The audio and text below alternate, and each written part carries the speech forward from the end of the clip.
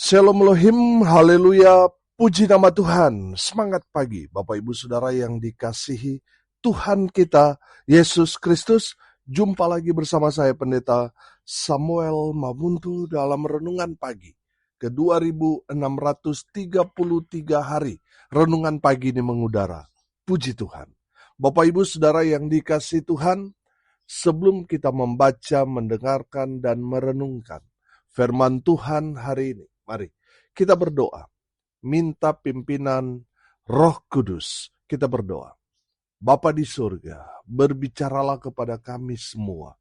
Pakai firman Tuhan ini untuk menegur kami, menasihati kami, meneguhkan iman percaya kami, dan memberkati kami semua. Di dalam nama Tuhan Yesus yang adalah firman Allah yang hidup, kami berdoa. Amin. Haleluya. Bapak Ibu Saudara yang dikasihi Tuhan, bersama dengan saya kita akan belajar Alkitab dari kitab Kejadian sampai kitab Wahyu. Mari buka Alkitab kita. 1 Korintus pasal 12 ayat 1 sampai ayat 11. Di bawah perikop rupa-rupa karunia tetapi satu roh. Demikian firman Tuhan. Sekarang tentang karunia-karunia roh. Aku mau, saudara-saudara, supaya kamu mengetahui kebenarannya. Kamu tahu bahwa pada waktu kamu masih belum mengenal Allah, kamu tanpa berpikir ditarik kepada berhala-berhala yang bisu. Karena itu, aku mau meyakinkan kamu bahwa tidak ada seorang pun yang berkata-kata oleh Roh Allah dapat berkata, terkutuklah Yesus. Dan tidak ada seorang pun yang dapat mengaku Yesus adalah Tuhan selain oleh Roh Kudus. Ada rupa-rupa karunia, tetapi satu roh. Dan ada rupa-rupa pelayanan, tetapi satu Tuhan. Dan ada berbagai-bagai perbuatan ajaib, tetapi Allah adalah satu yang mengerjakan semuanya dalam semua orang. Tetapi kepada tiap-tiap orang dikaruniakan penyataan roh untuk kepentingan bersama. Sebab kepada yang seorang roh memberikan karunia untuk berkata-kata dengan hikmat, dan kepada yang lain roh yang sama memberikan karunia berkata-kata dengan pengetahuan, kepada yang seorang roh yang sama memberikan iman, dan kepada yang lain ia memberikan karunia untuk menyembuhkan. Kepada yang seorang roh memberikan kuasa untuk mengadakan mujizat, dan kepada yang lain ia memberikan karunia untuk bernubuat, dan kepada yang lain lagi ia memberikan karunia untuk membedakan bermacam-macam roh. Kepada yang seorang ia memberikan karunia untuk berkata-kata dengan bahasa roh. Dan kepada yang lain ia memberikan karunia untuk menafsirkan bahasa roh itu. Tetapi semuanya ini dikerjakan oleh roh yang satu dan yang sama, yang memberikan karunia kepada tiap-tiap orang secara khusus, seperti yang dikehendakinya. Amin. Haleluya. Bapak Ibu Saudara yang dikasihi Tuhan, hari ini kita akan belajar tentang karunia. Pelajaran apa yang dapat kita ambil dari firman Tuhan ini? Yang pertama, semua orang yang percaya kepada Tuhan Yesus diberikan karunia dari Roh Kudus. Amin. Haleluya.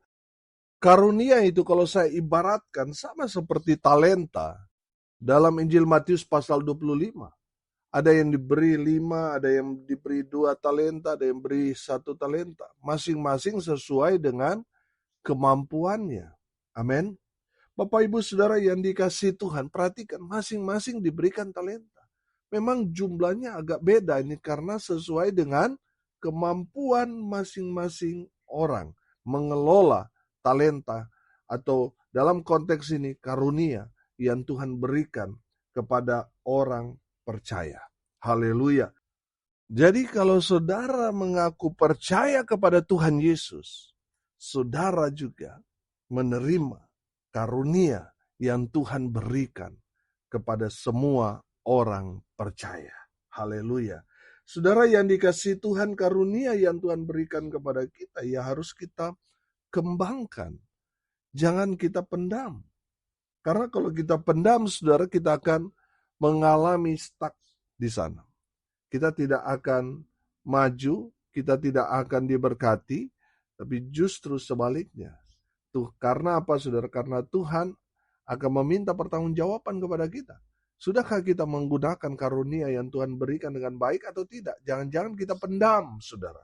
Bapak Ibu Saudara yang dikasihi Tuhan, ingat, masing-masing kita diberikan karunia dari Tuhan ketika kita percaya kepada Yesus Kristus sebagai Tuhan. Saudara dan saya menerima karunia dari Tuhan. Karunia yang kita terima adalah buah dari pekerjaan Roh Kudus yang ada di dalam kehidupan kita ketika kita percaya menerima Yesus sebagai Tuhan dan Juru Selamat kita secara pribadi. Kita menerima karunia itu. Kerjakan, saudara, karunia yang Tuhan berikan kepada kita. Karena dengan mengerjakan karunia-karunia yang kita peroleh, yang kita dapat sejak kita percaya kepada Tuhan Yesus, kita sedang mempermuliakan Tuhan. Amin. Saudara, pernah nggak saudara ngasih sesuatu kepada orang? Katakanlah saudara kasih jam tangan, atau kasih sandal, sepatu, kasih baju kepada saudara, lalu mereka pakai, saudara. Saya percaya saudara ada satu kepuasan di sana. Saudara senang karena apa yang saudara berikan, mereka menghargainya, mereka pakai, betul? Haleluya. Saudara, terlebih lagi Tuhan. Kalau kita mengerjakan karunia yang Tuhan sudah berikan kepada kita, kita pakai, saudara. Oh, haleluya. Kita sedang mempermuliakan Tuhan. Amin. Saudara yang dikasihi Tuhan, kerjakan karunia yang Tuhan sudah berikan kepada saudara dan saya. Karena apa? Karena itu mempermuliakan Tuhan. Haleluya. Saudara, semakin aktif kita menggunakan karunia yang Tuhan berikan kepada kita, maka Roh Kudus akan bekerja dengan luar biasa dalam kehidupan kita, mengerjakan tanda-tanda heran. Banyak mujizat Tuhan akan menyatakan melalui pelayanan, melalui kehidupan saudara. Haleluya. Karena apa, saudara? Karena saudara menggunakan karunia Tuhan untuk mempermuliakan nama Tuhan. Haleluya. Saudara, kalau Tuhan sudah senang, saudara, apa yang saudara minta, Tuhan pasti berikan. Amin. Karena apa? Karena Tuhan sudah senang dengan saudara. Ketika saudara mengerjakan talenta atau karunia yang Tuhan sudah berikan kepada saudara, saudara kerjakan semaksimal mungkin. Oh, haleluya. Tuhan senang. Dan apa yang saudara minta melalui doa, melalui permintaan kepada Tuhan, sudah pasti Tuhan akan berikan melebihi dari apa yang kita harapkan. Haleluya. Bapak Ibu Saudara yang dikasihi Tuhan, dari kebenaran firman Tuhan ini kita dapat melihat ada banyak karunia-karunia yang Tuhan berikan kepada orang-orang percaya. Karunia hikmat, karunia berkata-kata dengan pengetahuan, karunia iman, karunia untuk melakukan mujizat, kesembuhan, karunia bernubuat, karunia membeda-bedakan roh, karunia berbahasa roh, karunia menafsirkan roh, dan seterusnya. Saudara yang dikasihi Tuhan, Tuhan mau kita sadar bahwa kita sudah terima karunia itu dan Tuhan mau kita kerjakan. Dengan demikian kita mempermuliakan nama Tuhan. Amin. Haleluya. Yang kedua, saudara, Tuhan mau kita mengaplikasikan atau menerapkan karunia yang Tuhan sudah berikan kepada kita melalui kehidupan kita, melalui pelayanan kita di gereja atau dimanapun. Tuhan mau kita terapkan karunia yang Tuhan sudah berikan kepada kita. Amin. Sekali lagi, jangan dipendam. Jangan juga pilih-pilih orang. Kalau orang kaya, saudara siap melayani. Kalau orang susah, orang sakit, saudara nggak semangat untuk melayani. Bapak Ibu Saudara, dari kebenaran firman Tuhan ini, Tuhan mau saudara dan saya menerapkan karunia yang Tuhan sudah berikan kepada kita. Terapkan dalam kehidupan kita. Sehingga apa saudara? Sehingga banyak orang mengalami Tuhan melalui pelayanan kita. Amin. Karena apa? Kita mendapatkan passion dalam pelayanan. Kita ngerti panggilan kita apa. Karena apa saudara? Karena kita menangkap pengetahuan firman. Sehingga kita diteguhkan, kita dikuatkan bahwa kita masing-masing sudah diberikan karunia. Sehingga kita sendiri bertanggung jawab kepada Tuhan. Dengan karunia yang Tuhan sudah berikan kepada kita, kita harus kembangkan. Amin. Dan orang-orang di sekitar kita merasakan dampak dari apa saudara? Dari karunia yang kita gunakan, baik dalam kehidupan kita, dalam keluarga kita, terlebih lagi dalam pelayanan. Amin. Saudara, perhatikan, kalau semua karunia di dalam gereja, semua diaktifkan. Oh, haleluya. Saya yakin dan percaya saudara, saya yakin akan terjadi terobosan besar di gereja saudara. Amin.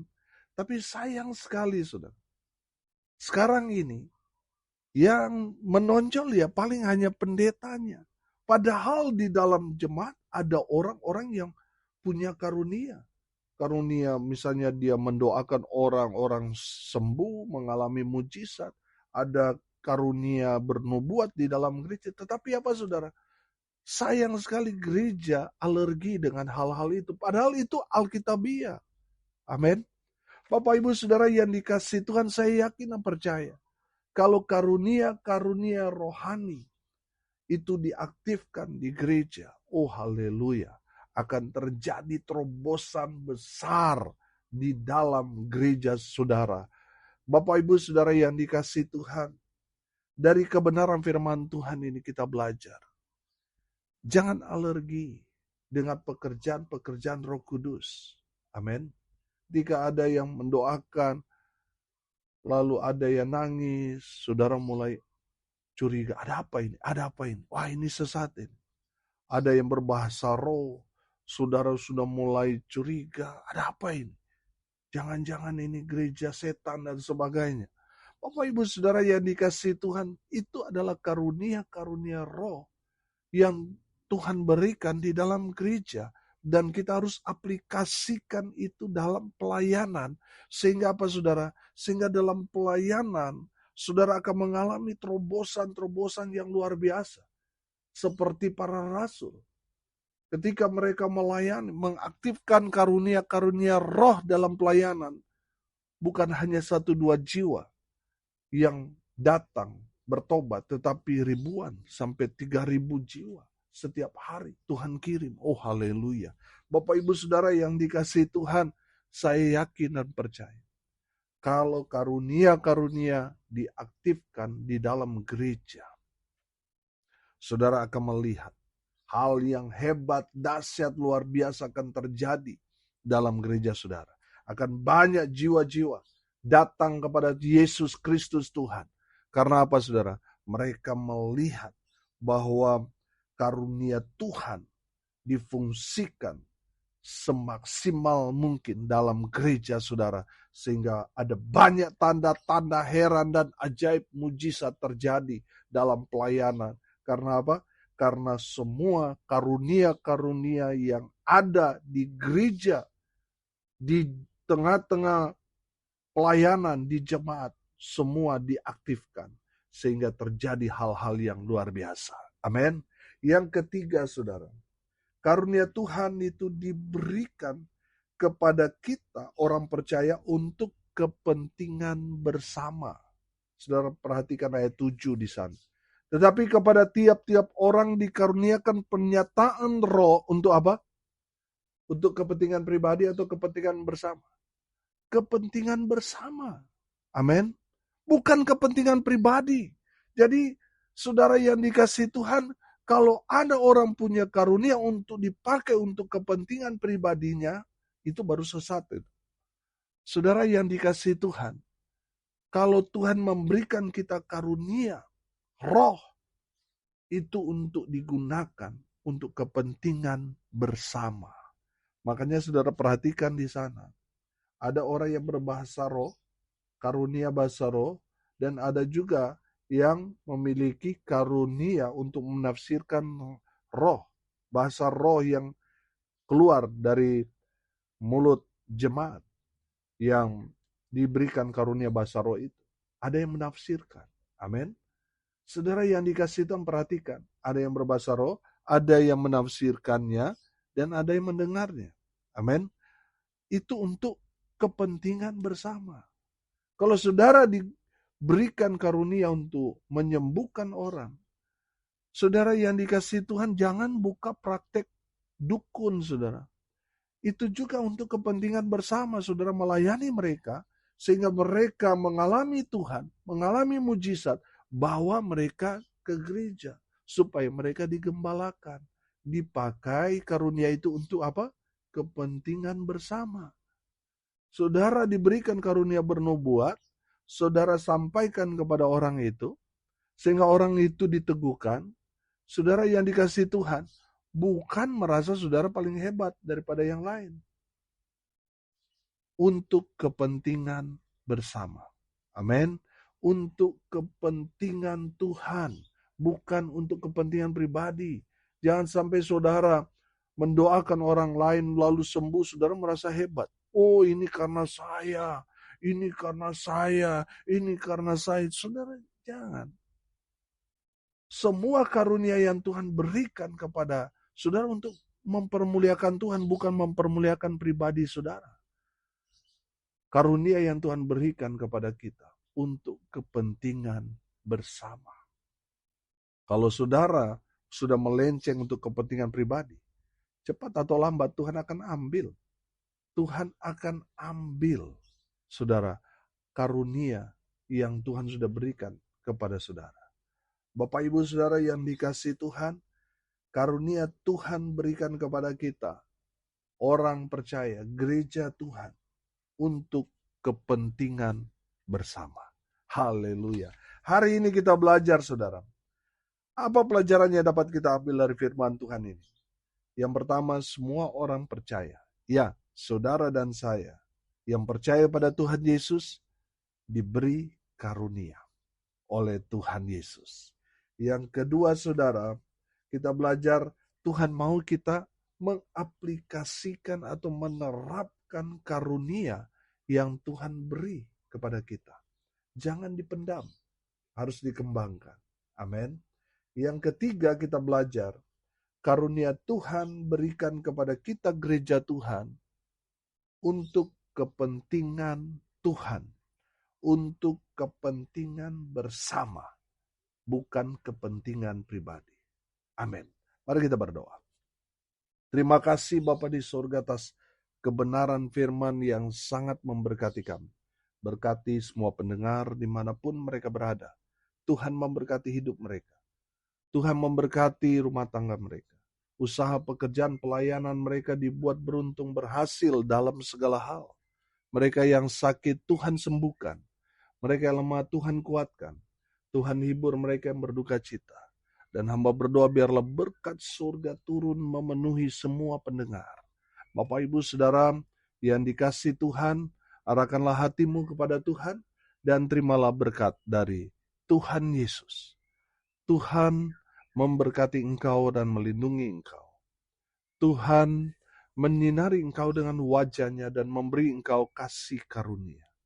Tuhan menghadapkan wajah-Nya kepadamu dan memberi engkau damai sejahtera. Di dalam nama Tuhan Yesus, sumber dari segala berkat. Bapak Ibu Saudara yang percaya, diberkati Tuhan, katakan amin. Puji Tuhan.